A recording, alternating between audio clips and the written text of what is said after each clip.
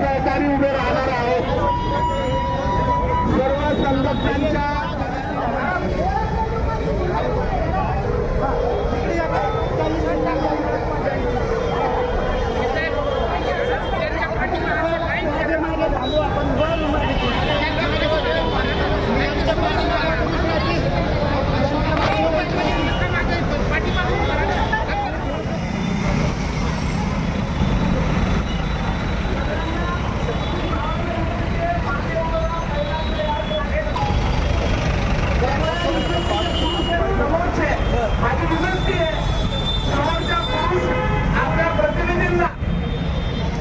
चला चला चला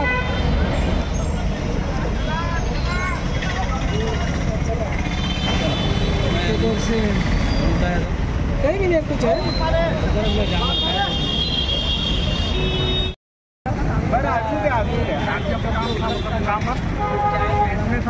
फोटो दिखाए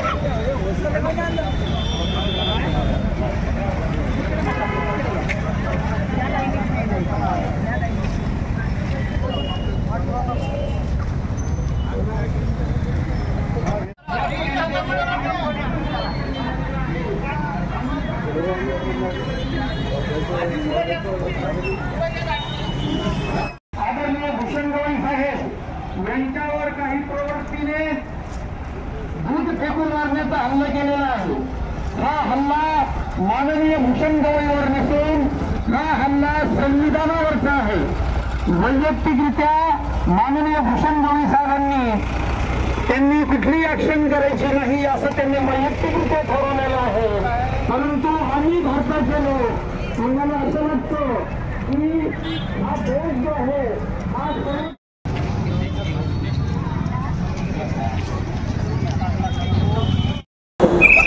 सध्या आपण बघू शकता की आम्ही भारताचे लोक मूक मोर्चा we the people of India या मजकुराचे बोर्ड घेऊन जे आहेत तर सर्व नागरिक विभागीय आयुक्त कार्यालय समोर आलेले आहेत आणि लोक इकडे जमा झालेले आहेत। अशा प्रकारचा रथ सुद्धा त्यांनी आणलेला आहे। हा हल्ला सरन्यायाधीशांवर नसून भारतीय संविधानावर आहे अशा प्रकारचे बॅनर त्यांनी इकडे लावलेले आहे। माननीय भूषण गवई सनातनी वृत्तीने केलेल्या हल्ल्याचा निषेधार्थ हा मोर्चा त्यांनी इकडे आणलेला आहे। अशा प्रकारचे फलक त्यांनी लावलेले दिसत आहे। संविधान पर हल्ला नहीं सहेंगे, लोकशाही जिंदाबाद, संविधान की रक्षा हम करेंगे अशा प्रकारचे बॅनर सुद्धा झळकत आहे। हा जो मोर्चा आहे या मोर्चामध्ये आपण बघू शकता महिलांचा उत्स्फूर्त प्रतिसाद दिसून येत आहे। खास करून ज्या वयोवृद्ध महिला आहेत त्या सुद्धा इकडे उपस्थित आहे आणि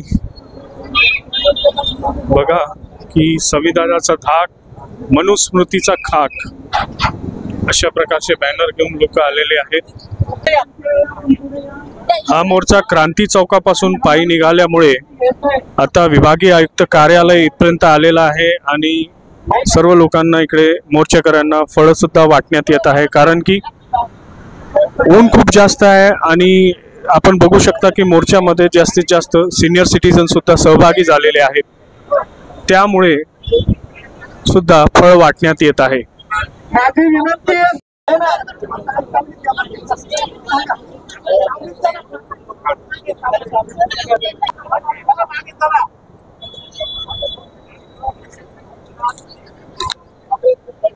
सर्व नागरिक, सर्व जाती धर्माचे नागरिक या घटनेला विरोध करण्यासाठी इकडे आलेले आहेत।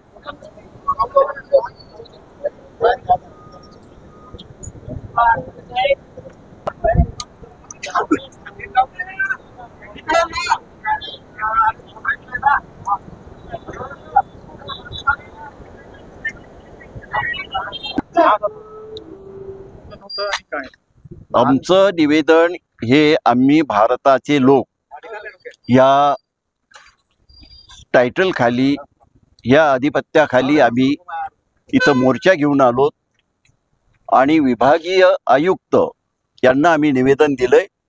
हे निवेदन असं आहे की गवई साहेबांवर जो बूट फेकला हा गवई साहेबांवर नव्हताच, हा या देशाच्या घटनेवर होता, कॉन्स्टिट्यूशनवर होता. ह्या देशाची जी व्यवस्था आहे ही आज जातीवाद्यांच्या हातात आहे आणि जातीवाद्यांचा हा कट होता असा आमचा आरोप आहे. आणि म्हणून आम्ही राष्ट्रपतीला विभागीय आयुक्तांच्या मार्फत एक निवेदन दिलेलं आहे की त्या माणसाला गवई साहेबांनी माफ केला असेल. गवई साहेबांचा तो वैयक्तिक प्रश्न आहे, तो त्यांच्या मनाचा मोठेपणा आहे आणि मोठी माणसं मोठ्या मनाची असतात म्हणून त्यांनी त्याला माफ केलं. परंतु ज्या व्यवस्थेनं हे सगळं पोचलंय ती व्यवस्था मात्र आजही बाबासाहेबांच्या बद्दल आणि त्यांच्या माणसाबद्दल द्वेष आणि तिरस्काराच्या भावनेनं वागते, हे त्याचं उदाहरण आहे. आणि म्हणून याच्यानंतर अशी घटना घडू नये यासाठी त्यांच्या विरोधात अत्यंत कडक कारवाई झाली पाहिजे. ती गृहमंत्र्यांना केली पाहिजे, गृह मंत्रालयानं केली पाहिजे. आज पंतप्रधान आणि गृहमंत्री एक अक्षर बोलत नाहीत. कुठेही देशामध्ये पान पडलं तर त्याच्यावर त्यांची रिॲक्शन असते, परंतु आज सुप्रीम कोर्टाच्या जजवर अशा पद्धतीनं जर एक माणूस असा वागत असेल, बूट फेकत असेल, तर त्याबद्दल मात्र अजूनही त्यांनी काही वक्तव्य केलेलं नाही. आणि म्हणून आमची मागणी अशी आहे की राष्ट्रपतीनं त्या माणसाच्या विरोधात कडक कारवाई करण्याचे आदेश द्यावेत आणि त्यांना शिक्षा कशी होईल. तो राष्ट्रद्रोही आहे, देशद्रोही आहे असं आमचं म्हणणं आहे. आणि म्हणून त्या माणसाच्या विरोधात कडक कारवाई करण्यात यावी ही मागणी घेऊन आम्ही या ठिकाणी आलो आणि निवेदन दिलेलं आहे.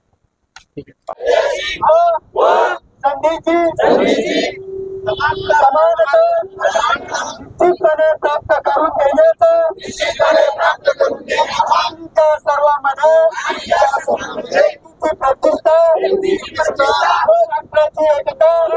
या ठिकाणी असं आहे की ही जी जातीवादी मंडळी आहेत, पिलावळ आहे RSSची, ही RSSची पिलावळ त्यांनी दाभोळकरांना मारलं, त्यांनी गौरी लंकेशला मारलं, त्यांनी करकरेला मारलं. या सगळ्या पाठीमागे काय आहे तर ही RSSची पिलावळ आहे. त्यांना या सर्व जनतेला मनोवादी राज्य आणायचंय, भारतीय लोकशाही त्यांना नष्ट करायची आहे, संविधान नष्ट करायचं आहे. आणि संविधान नष्ट झालं की मग उच्च नीचता जशी पूर्वी होती तशीच त्यांना पाहिजे आहे. आज त्यांना समानता नको आहे, लोक मनुष्य हे त्यांना नको आहेत. म्हणून we the people of India having solemnly resolved to constitute India its sovereign socialist secular and democratic republic या नावानं हा देश चालतो आहे.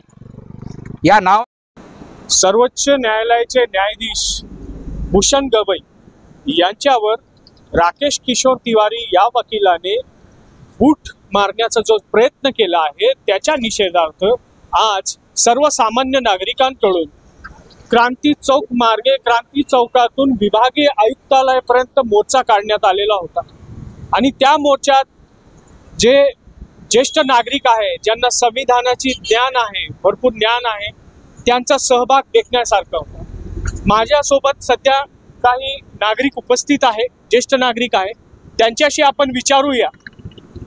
सर, मला एक सांगा, न्याय व्यवस्थेवर हल्ला म्हणजेच नागरिकावर हल्ला, हा हल्ला लोकशाहीवर हल्ला आहे का? होय, लोकशाहीवर हल्ला आहे, पूर्ण भारतीयावर हल्ला आहे. आणि याच्या पाठीमाग तो एकटाच नाहीये, तर त्याच्या पाठीमाग फार मोठं जातीवादी आणि मनोवादी षडयंत्र आहे लांबपर्यंत. तर याचाही चौकशी झाली पाहिजे आणि याला तर अट्टॅसिटीखाली अटक केली पाहिजे आणि राष्ट्रद्रोहाच्या अटक हे 2 गुन्हे त्याच्यावर लावले पाहिजे. मात्र गवई साहेब म्हणले, जस्टिस गवई साहेब म्हणताय की मी त्यांना माफ केलेलं आहे. वैयक्तिक आहे त्यांचं, ते वैयक्तिक न्यायाधीश, त्यांचं वैयक्तिक हे त्यांचा मोठेपणा आहे. पण आमचं हे पब्लिक हा पब्लिकचा आवाज आहे, लोकशाहीचा आवाज आहे. हे लोक बोलतात. मी जे जोडो या नात्या सामाजिक कार्यकर्ता म्हणून, आमच्या संघटनेचा कार्यकर्ता म्हणून बोलतो. त्यांना राष्ट्रद्रोहाचा गुन्ह्याखाली त्याला अटक केली पाहिजे आणि त्याच्यातल्या त्यात अट्रॉसिटी खाली अटक केली पाहिजे. त्याला सोडून देता या कामाने. आता तुमचा जो मूक मोर्चा होता त्या मूक मोर्चामध्ये खास करून महिला आणि पुरुष यांचं जर का वय बघितलं तर ते 50 ते 70च्या दरम्यान आहे, अशा लोकांचा सहभाग जास्त होता. तुम्ही तरुण वर्गाला काय सांगू इच्छिता की संविधानाबद्दल त्यांनी काय करावं जर का अशा प्रकारच्या घटना होत आहे? कोण बोलणार तुमच्यापैकी? एक मिनिट. बाबासाहेब सांगितलं शिका, संघटित व्हा, संघर्ष शिकाला. त्यांनी वाचल्याशिवाय त्यांना त्यांचं कर्तव्य समजणार. त्यांचं कर्तव्य जेव्हा समजेल तेव्हा त्यांना वाचावं लागेल. ते वाचत नसल्यामुळे हा अभाव आहे. आपण काय बोलणार? या बाबतीत मला हे सांगायचं आहे, मी ॲडव्होकेट आहे हायकोर्टामध्ये, ॲडव्होकेट डी व्ही खिल्लारे.